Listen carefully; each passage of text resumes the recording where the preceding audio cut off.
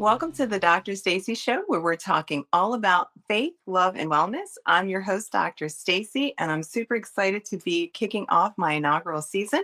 Each season, we're going to tackle a theme. This season, I'm tackling healing Black men and lifting Black boys. I'll be speaking to some incredibly talented and amazing Black men in their fields and profession to help give us some insight into mental health and wellness for how we can support our men and our boys. Today, I am so honored to have with us Dr. Jumaine Jones. He is a mental health advocate, author, speaker, mentor, NBA Hall of Fame inductee, gold medalist, 8-year NBA veteran, 8-year international veteran, founder and CEO of Beyond the Hardwood and Beyond the Hardwood Academy. Dr. Jones, welcome, welcome, welcome. Thank you so much for being here today. Thank you for having me. So, Dr. Jones, I just want folks, because again, I tease because I Googled you because I'm like, this is so exciting. Thank you. Tell our audience a little bit about your journey in professional sports. Tell us about yourself. Well, I kind of started playing basketball pretty late. I'm born and raised in Cocoa, Florida, and I had, I didn't even like basketball growing up. To be honest with you, being from Florida, we're football country, so the Mhm. only reason I decided to play basketball is because when I went outside to play, all my friends was at basketball practice. So I decided then at 11 years old, why not? Let's go try out basketball. And, just going in that day, I fell in love with the game of basketball from 11 years old. Grew up in Cocoa, Florida, near where the space shuttle takes off in Cape Canaveral, probably about 15 minutes. So that's when I started my journey at 11 years old. Played middle school basketball there. Ended up transferring and moved to Georgia. That's where most people think I'm from. It's a small town called Camilla, Georgia. Went to high school there for 4 years and ended up choosing the University of Georgia. That's when I got my nickname, the Thriller, from Camilla. And that's why a lot of people still think I'm from Oh, Georgia. So I went there, University of Georgia. The reason I went there because I grew up without my dad, and my high school coach was pretty much my first positive role model I had in my life and mentor. And when I was choosing my college, I just really wanted to be in a space where the coach looked like me. And I just felt like the only way that he can understand me is to be able to look like me. So I chose the University of Georgia, where Tubby Smith was at the time, who was a Black male. Spent time there for 2 years. They ended up firing the coach after 2 years, and I led the SEC in scoring.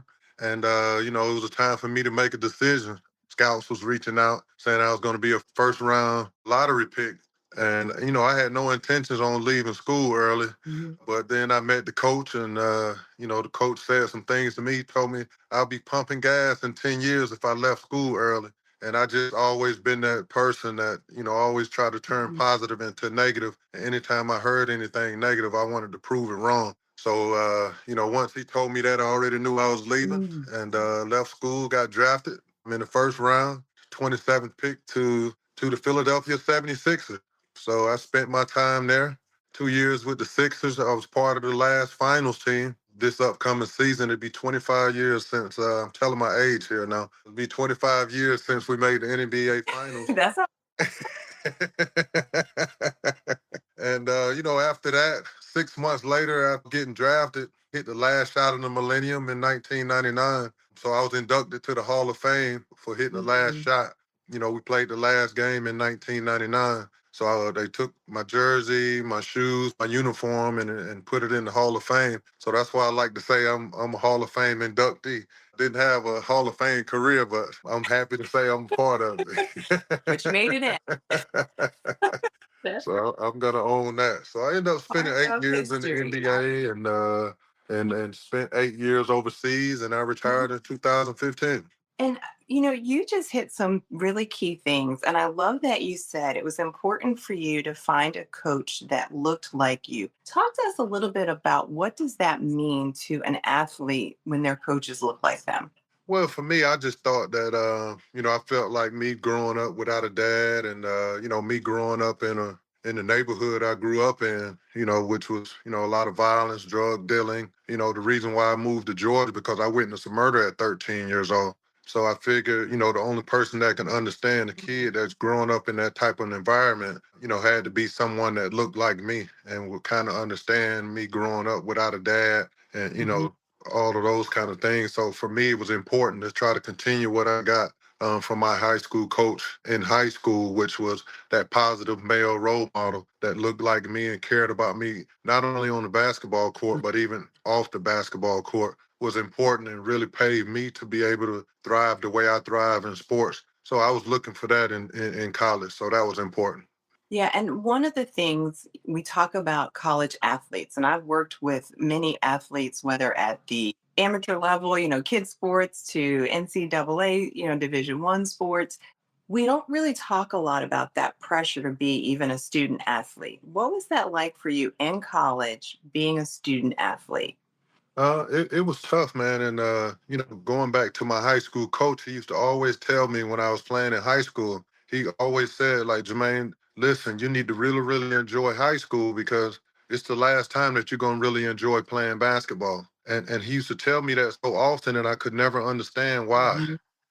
until I got to college. Once I got to college, everything started, fitting into what he was telling me because to me then it really felt like a lot of pressure on me to be able to thrive because the University of Georgia hadn't had a player like me since Dominique Wilkins. Them giving me the nickname, the thriller from Camilla, and comparing me to Dominique Wilkins and the high expectations. I was one of the top 10 players, coming out of high school that year. So it was just so much on me to be able to live to the hype. And Mhm. when I first went in, it was different. It was a difficult transition coming from high school to college. A lot of things that I regretted not doing in high school, I had to go into college being able to do things that were new to me. So it took me a little time to be able to have that transition, but it was tough, trying to be able to meet expectations. But for me, the thing that really helped me was my surrounding. Come from humble beginnings and come Mm. from a hard working family. So, I feel like, anything that I encountered, I always resorted back to just being able to just get in and just work hard and be able to figure it out from there. We've seen even of recent people like Naomi Osaka, Simone Biles, Noah Lyles, health as an athlete. How did sports impact you health? Ooh, it was good and bad, to be honest with you. I tell people all the time with me being drafted, it was the best day of my life and it was the worst day of my life at Mhm. the same time. Being the fact, like my whole dream, like Right. money never moved me at all. I was never moved by money. And, for me, it was just for me to be able to reach the highest level of something that I chose to do. That was the thing that I always wanted to do. So be able to finally be able to put in all the work and be able to look at how many hours that I put in the gym, really let me understand, the work ethic that I had and the work ethic that I still have came from the sport, because I loved it so much. And I just feel like anything that I invested my time in, I wanted to be the best at it. And to be able to be the best at anything, you have to, I believe in having 10,000 hours to be expert at anything. And, Mm. for me to be able to put in way over those 10,000 hours, that work ethic still sticks with me just for me investing that time. So that's one of the good things I could say about the sport. But, playing professionally is a lot different Mhm. because of the expectations, on and off the basketball court, because you think Mhm. being a professional athlete, there's only 450 NBA players every year. And that's it. And that's less than, 1% Yeah. chance of you even getting drafted. So then, you go into Mhm. that every year and having to compete, for a position. But then, I come from a family of 16 aunts and uncles, and for me, as a Mhm. black kid, we grew up in those communities where, we feel like we have to take care of everybody, because we were the Yeah. first of everything. Most of us, like we're the Right. first person to do this, we're the first person to do that, we're the first to do this. And then, you have that survivor's remorse where you feel the need to be able to take care of everybody. And, for me, it was difficult more off the court than on the court because, it wasn't a day that I didn't get 40, 50 messages at minimum of somebody needing something. And I was a 19-year-old kid, Mm. that couldn't be a kid that had so much responsibility laid on me, at a very young age. So I didn't really get to enjoy the childhood that I should have. That is, that's interesting because when you say 19 years old, yes, that is still growing years, right? And to have that kind of pressure. What do you think, and just kind of in that line, what do you think you wish you would have known about being a professional athlete that no one told you? The business side. I wish I would have known more about the business side. Mm. I wish I was more financially literate. Because they wasn't teaching us anything about finance. Hmm. You think now back, me having 16 Right. aunts and uncles, maybe half of them dropped out of middle school. Down South Georgia, my grandmother had all these kids. The other Hmm. kids had to drop out of school to take care of the other kids. So it was just like half of them dropped out of middle school and maybe two Right. graduated high school. So it's like I'm this 19-year-old kid with all this, on me with no guidance. Like who was gonna help me that was in the family?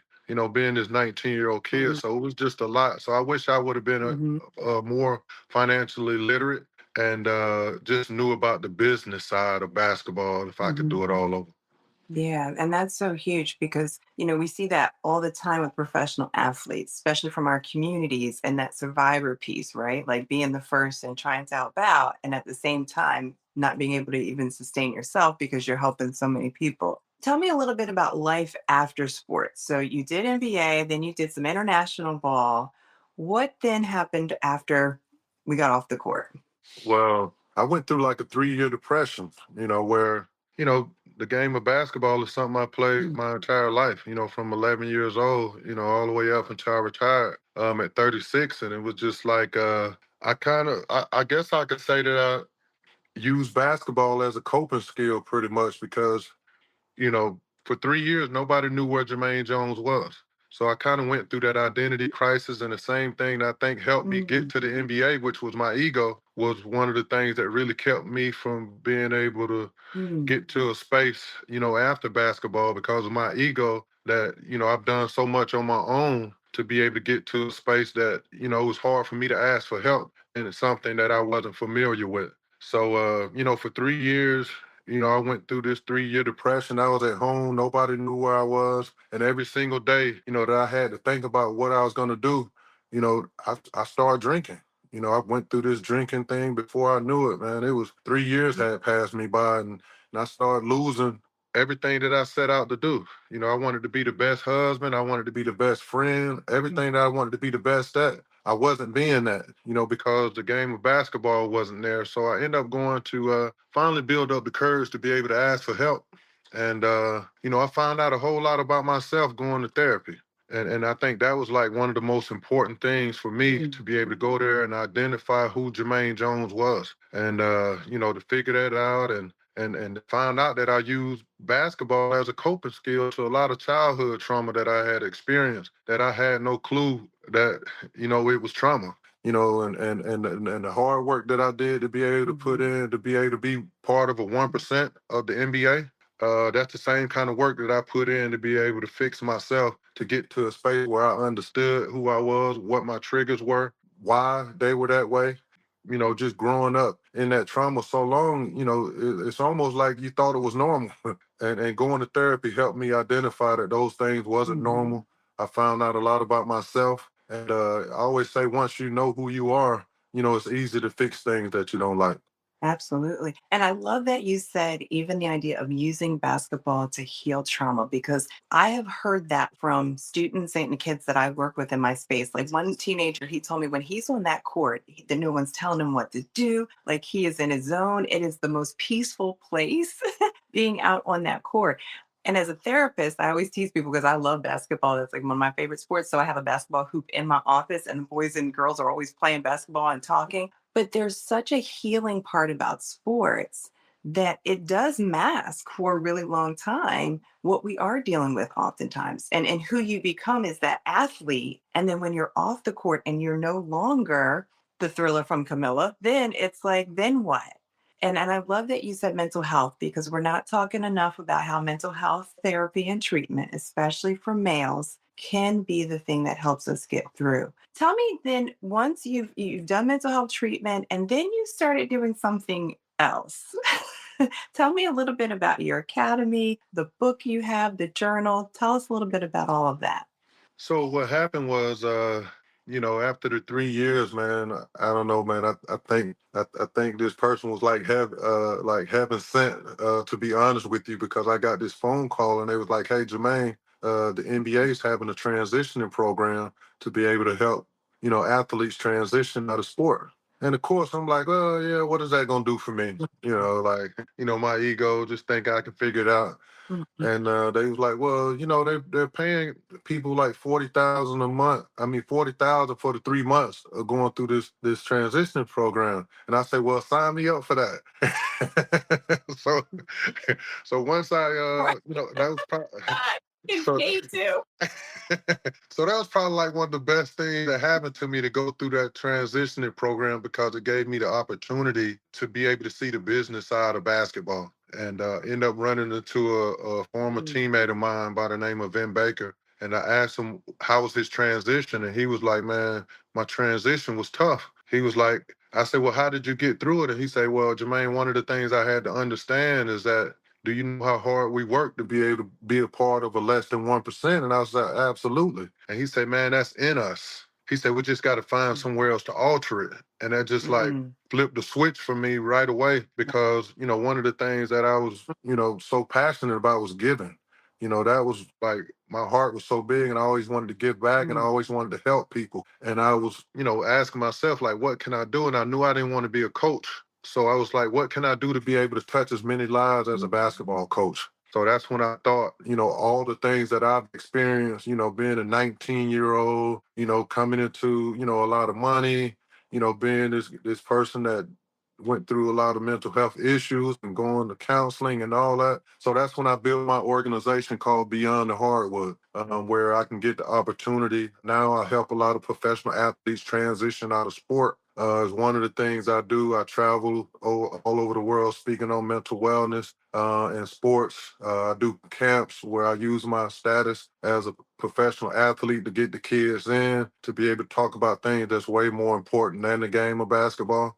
And, I wanted to be able to do more, to be able to guide our youth, to be able to get them some kind of direction. So that's when I wanted to be able to, write a journal that wasn't like a journal, but it was kind of like a guideline to be able to help you mm, understand mental health and be able to identify it. And I use other professional athletes that actually went through it, so that they can be more intrigued. Most athletes follow athletes. So, when they find out other athletes' story, then they can kind of relate themselves into that and kind of figure out things, that they may be going through. So the first journal that I did was based on mental health, and my more recent one, and it's a 4-week journal. That journal is, and then the second journal I did was basically, adverse childhood experiences, and that was basically, things that I had experienced, as a kid. So everything that I do now with Beyond the Hardwood is things that I've experienced, and trying to help, our youth and my peers to be able to get through, because I've been through it and I know how it is, and try to let them understand, build that safe space where they understand that they're not alone and there's a lot of other people. So I just use myself to be open and transparent about my experiences and things that I know that can make it better. And that's how I created Beyond the Hardwood. I love it. And I love the title. And I love that you're taking the trauma informed. And so, people who don't know adverse childhood experiences, what we're learning in trauma informed care is the things that happen to us when we're younger continue to impact us, whether that's from a mental health perspective, a physical perspective. So, I love that you're putting that also in a journal, because that's a creative writing outlet, right? So we can take that healing and think about those questions and reflect on it. And when we think about, I would say, and this is kind of like our final questions here for you. So, when you think about a tip for maybe the young adult college athlete, I'm trying to think about men in this space, what would be a tip around mental health, wellness that you would have for like that college athlete age? And then also maybe a tip or something for younger boys that are just maybe at that 11-year-old youth starting out in the sport? Well, I just think, for the younger kids, I think, one of the things I try to do is get them not to be able to, go away from the game, but it's okay to love the game, but just don't let that be your identity. Because you can get caught up in a lot of things and lose sight of a lot of Mm, things that's way more important. So, it's okay to love the game, but just don't let it identify you because that's just something you do. It's not who you are.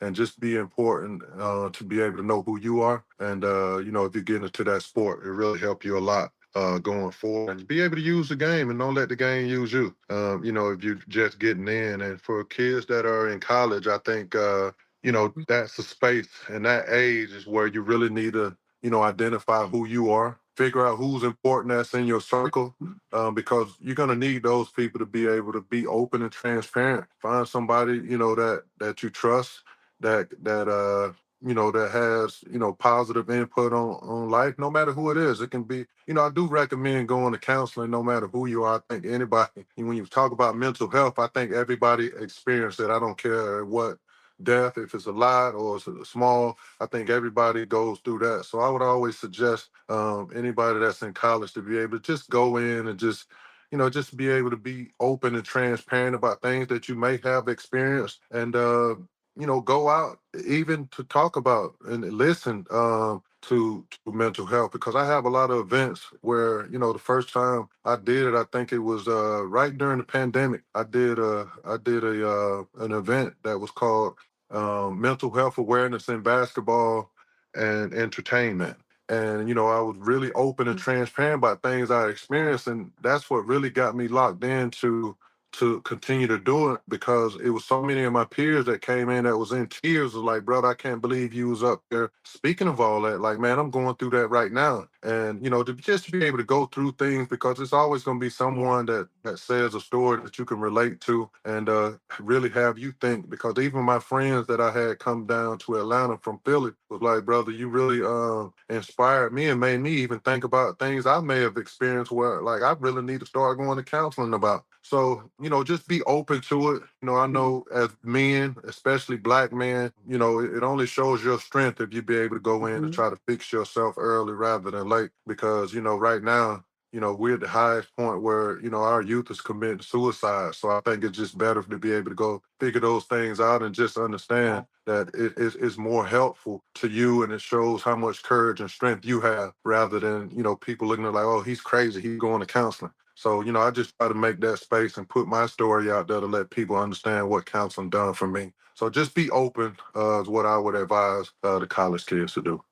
I love it. All right. So, Dr. Jumaine, you have to humor me. So, I have a joke of the day. This is a different sport though. So, let's see if you get my joke of the day. Okay. Because in Okay. Proverbs, a joyful heart is good medicine. So, this is all about wellness. Here's our joke of the day.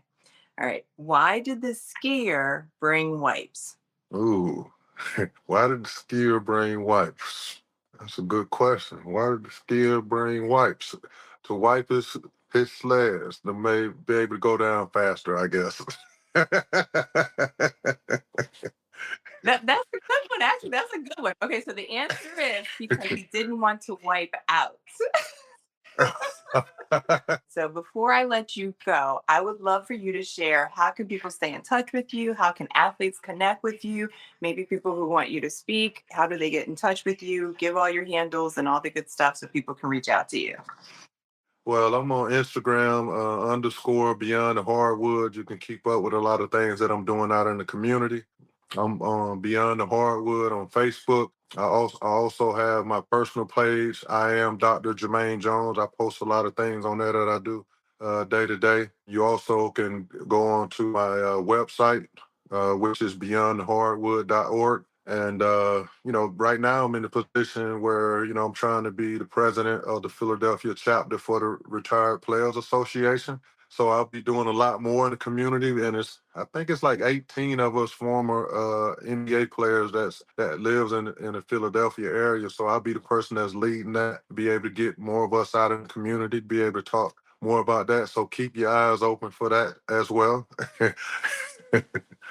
Awesome. Wonderful. So, thank you so much for being here with me. One of the things I like to do, folks, before I go off the show is I love the Baby's Well segment. I love to give parenting tips. I am the author of Powerful, Peaceful Parenting Guiding Children, Changing Lives. You can get this on Amazon. And also, in the idea of sports, I have a video on YouTube called Train Coach Cheer, which is parenting with Dr. Stacy. So you want to check out that video. But the Bible says in Proverbs 22:6 that we are to train up our children in the way they should go. So when they are old, they will not depart from it. A huge part of our role as parents is just that, to train up our children in the areas of health and wellness. I'm convinced if more parents took our jobs as coaches more seriously, we might be raising superstars, not just athletes, but superstars in our kids. And taking the time to teach them skills, not just skills on the court, but skills that get them through life, help them to be successful. Like any good coach, as parents, we need to jump in when they're struggling, provide guidance and support, but also know when to stay on the sidelines and let our kids experience the game of life. When the cheering goes away, what do we have left? And parents, I want to encourage you to always be their biggest fan and support your kids along the way. Our boys need us to be their cheerleaders, to be their bigger supporters, whether they're on the grid, on the court, or even when they're off the court. So thanks so much, folks, today for tuning in for the Dr. Stacy Show. Until next time, keep the faith, love the babies well, and pursue wellness.